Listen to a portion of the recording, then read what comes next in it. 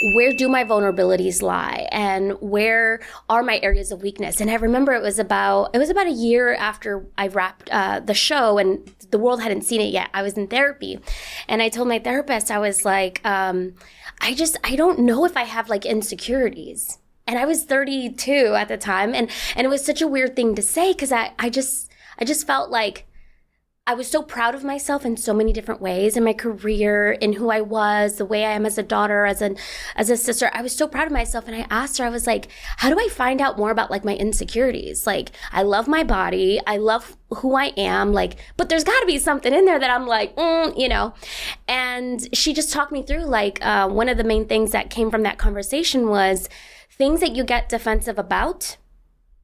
Tune into those insecurities.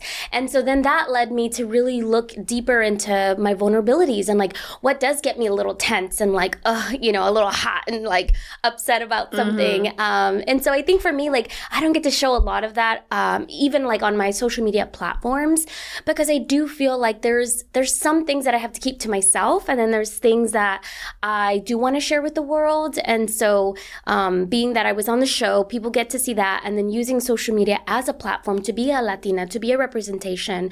I think it is so important to do conversations like this for people to listen. If this podcast touches one person or one person can relate, like to me, my job is done, right? Yeah. So yeah, I feel like I kind of went deeper with that. No, I love that. I love that. Like, and I learned about my insecurities way later in life. Yeah. Who knew, That's really interesting, especially the piece that you mentioned about social media and choosing what to share, what not to share.